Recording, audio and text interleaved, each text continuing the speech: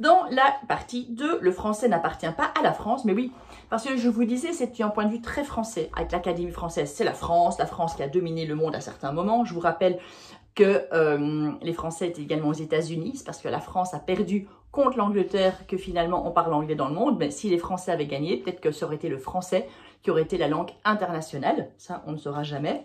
On parle français, bien sûr, en Europe, en Wallonie, en Suisse romande, au Canada, par exemple, et également dans des pays africains. Et chacun parle avec son type de français. Le français fait partie des 10 langues les plus présentes sur Internet et dans les 5 langues les plus parlées, en prenant en compte tous ceux qui parlent français de manière plus ou moins, avec une maîtrise plus ou moins importante. Mais donc, le français est énormément utilisé. Alors, quand on dit le français est homogène, ben, foutaise de nouveau, bien sûr, le français standard, le français. Ben non, il n'a jamais existé, évidemment, parce que le français de France, le français de Belgique, du Canada, etc., ça n'a jamais été le même.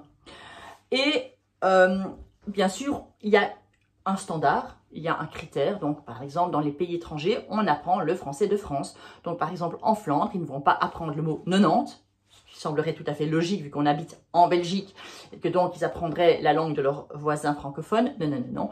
Ils vont apprendre, bien sûr, le 90 et tous les mots en français.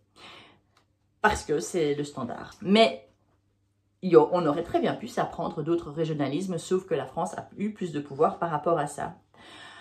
Il y a de plus en plus du coup de tension par rapport à l'Académie française et par rapport à la puissance, le pouvoir de ce français de France.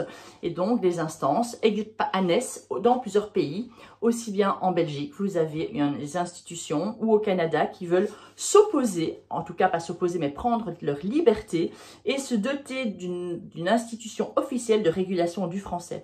Et ça, ils en parlent plus tard dans le livre, mais par exemple, en Belgique, cette institution prône depuis déjà très longtemps, c'est un participe passé invariable, par exemple, ce qui choque terriblement nos amis français, évidemment. Alors, vous avez donc ce français qui est la langue des élites. Donc, par exemple, si on parle en Afrique, ben, l'Afrique, vous imaginez bien, surtout à l'époque, avec cette idée coloniale, eh bien, ceux qui parlaient le français et qui étaient étrangers et de couleur, forcément, ils ne pouvaient pas parler aussi bien français.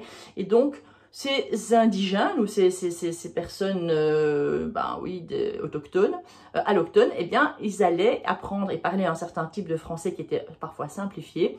Et donc, forcément, ils sont raillés par les Français. Et ce qui fait que même les Africains qui parlent le français, ils sont souvent gênés de ne pas parler aussi bien le français ou pas le français de France. Ou même, attention, hein, c'est pas le français de Paris. Parce que vous avez encore une différence entre le français de France et de Paris. La norme n'est pas le français de France, qui n'existe même pas, mais le français de Paris. D'accord? Comme si, à Paris, il n'avait pas d'accent, il n'avait pas de régionalisme. Et on le verra d'ailleurs aussi dans les dictionnaires. Donc, c'est comme ça une hiérarchie entre les différents français que l'on parle dans les différents endroits dans le monde. Et donc, ce que eux prônent, eh bien, c'est une éducation plurilingue, l'éveil aux langues, à cette diversité, à ce relativisme en se disant que finalement, le français de France n'est pas mieux et n'est pas moins bien que le français de Belgique, le français roman, le français qu'on parle au Maghreb, etc. Donc, voilà, ça c'est le chapitre 3.